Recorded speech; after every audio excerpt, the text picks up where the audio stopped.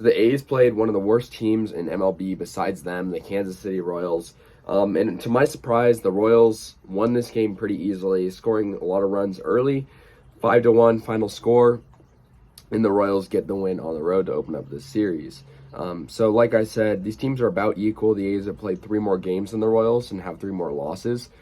So yeah, that's pretty much the way that is. But this series is a battle of 2 very poor teams in terms of how they play. So like I said, Royals scored 3 runs in the first 3 innings. They came out swinging in this game. So let's kind of get into that. So Salvador Perez, obviously he's pretty old now, but he's still hitting the ball pretty well. He had an RBI double off Frankie Montas in the top of the first inning, and that made it 1-0 Kansas City. So yeah, then in the second, Andrew Benintendi got an RBI single, and that made it 2-0 Kansas City. And so they got their second run in the second inning, and then the A's actually responded in the bottom of the second. Elvis Andrus scored on a wild pitch. Then Salvador Perez came up once again in the top of the third, and he had a solo homer to center field, and that made it 3-1. Salvador Perez has recorded 10 seasons with 10-plus homers. That's the 4th Royals player to hit 10-plus homers in the last 10 seasons. That's really impressive. So, yeah. Anyways, MJ Melendez got a sac fly for Kansas City in the 4th inning, hit one really deep, and that made it 4-1. And then they got their 5th run. Michael Taylor got an RBI single, and made it 5-1. The Royals hit all of these runs off of Frankie Montas.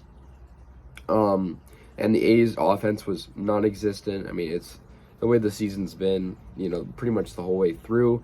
The A's offense is terrible, not able to produce runs. And meanwhile, the starting pitching, not very good.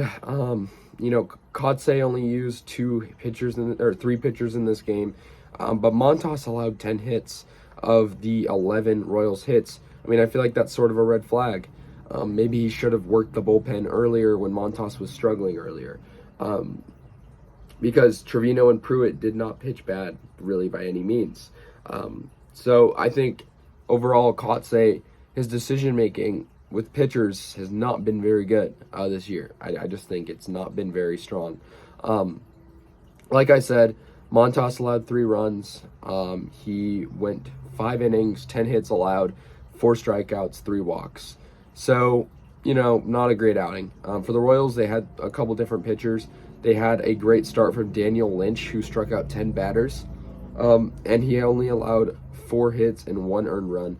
And the bullpen for the Royals was lights out as well. So they really knew what they were doing.